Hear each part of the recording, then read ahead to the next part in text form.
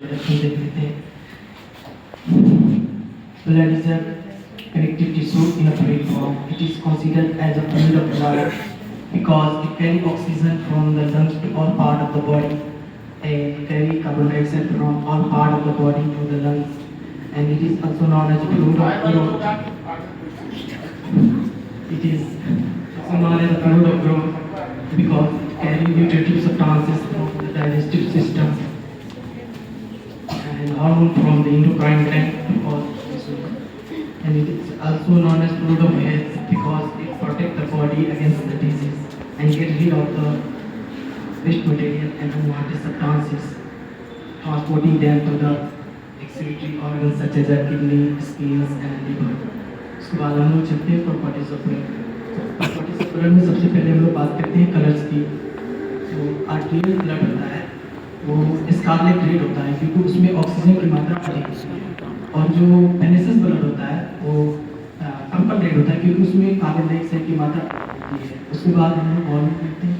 Average blood का volume 5 litre होता है, लेकिन न्यू बॉर्न बेबी में 450 यूनिट होता है, लेकिन ग्रोथ के साथ साथ उसकी वॉल्यूम इंक्रीज होता है और अपनी बॉडी के टाइम तक उसका वॉल्यूम 5 लीटर होता है।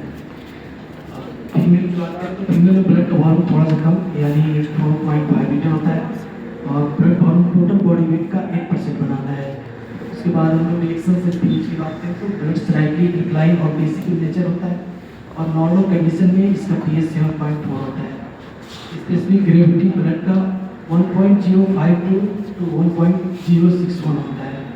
विस्कोसिटी वाटर के लिहाज से ब्लड 5 टाइम ज़्यादा विस्कोस होता है क्योंकि उसमें प्रेजेंट प्लाज्मा प्रोटीन और रेड ब्लड सेल्स उसकी विस्कोसिटी को इंक्रीज कर देती है। उसके बाद हम लोग बात करते हैं कंपोजिशन ऑफ ब्लड। ब्लड में 2 कंपोनेंट्स मिलकर बना होता है, ब्लड सेल्स या कहेंगे blood cells, red blood cells, matrix, haematocrit, इसमें दूसरा होता है प्लाज्मा या कहेंगे मैट्रिक्स।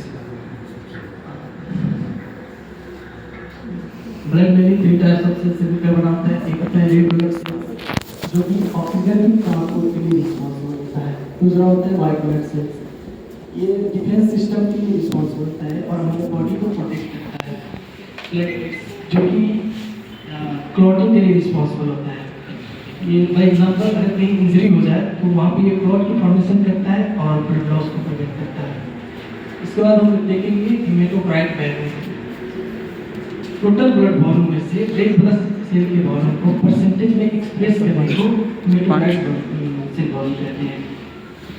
टोटल ब्लड वॉल्यूम में से रेड ब्लड सेल के वॉल्यूम को परसेंटेज में एक्सप्रेस करने को हेमाटोक्राइट वैल्यू कहते हैं। इसको कॉम्पैक्ट सेल वॉल्यूम कहते हैं। ये value 45% of total blood volume बनाता है।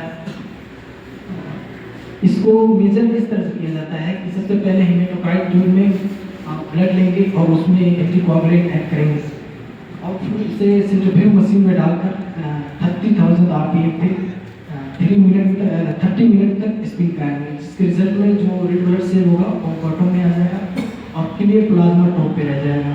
प्लाज्मा और रेड ब्लड सेल के बीच में एक वाइट सेल लेयर बन जाता है जो कि वाइट ब्लड सेल्स और प्लेटलेट्स की एग्रीगेशन से बना होता है। इसका मतलब कह सकते हैं कि सबसे ज़्यादा ग्रेविटी रेड ब्लड सेल्स का होता है और वाइट ब्लड सेल्स और प्लेटलेट्स की ग्रेविटी इक्वल होता है और प्लाज्मा की ग्रेविटी सबसे कम होता है। इसके बाद हम लोग देखते हैं प्लाज्मा का कंपोजिशन। प्लाज्मा एक स्ट्रॉ कलर फ्लूइड होता है।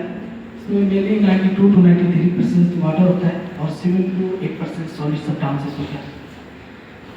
ये ब्लड के लिक्विड पार्ट को बनाता है। तो सॉलिड सब्सटेंसेस को ऑर्गेनिक और इनऑर्गेनिक में बांटते हैं। ऑर्गेनिक में mainly plasma protein, carbohydrates, amino acid, lipids, fats. इसके अलावा इंटरनल सिक्रेशन जिसमें हार्मोन्स आते हैं और एंजाइम्स आते हैं। इसके अलावा नॉन प्रोटीन नाइट्रोजन सब्सटेंसेस भी आते हैं, यानी वो नाइट्रोजन सब्सटेंसेस जो प्रोटीन के साथ रिलेटेड होते हैं वो भी ऑर्गेनिक के अंदर आते हैं और इनऑर्गेनिक के अंदर भी मेनली मिनरल्स और आयंस वगैरह आते हैं। इसके बाद हम लोग देखते हैं सीरम।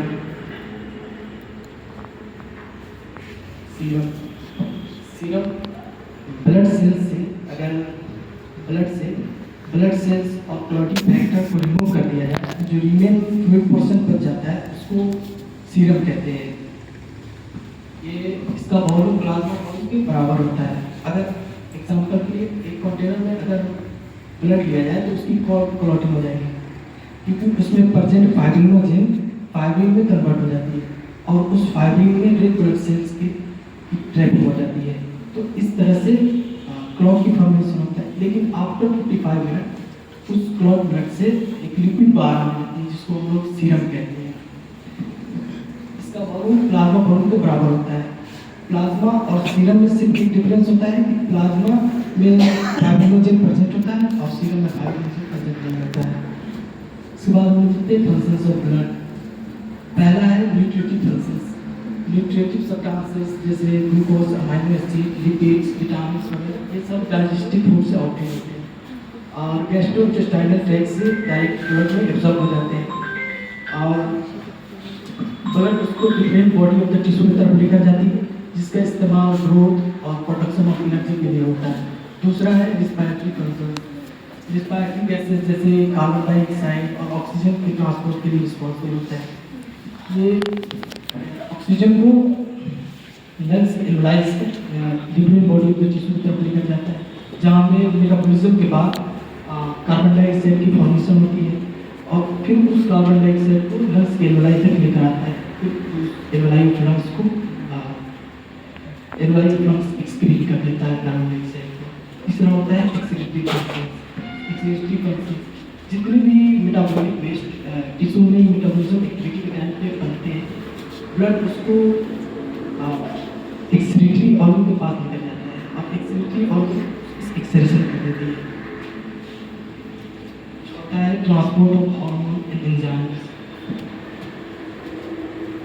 हार्मोन जो कि इंडोक्राइन ग्लैंड में बनते हैं और इंडोक्राइन ग्लैंड एक कैटलिस्ट ग्लैंड तो अपना सिक्रेशन डायरेक्ट ब्लड में डाल देती है और ब्लड उसको डिफरेंट टारगेट ऑर्गन और टिश्यू की तरफ लेकर जाता है। इसके अलावा जो एंजाइम्स है वो भी ब्लड के थ्रू ट्रांसपोर्ट होते हैं। पांचवा है रेगुलेशन ऑफ वाटर बैलेंस।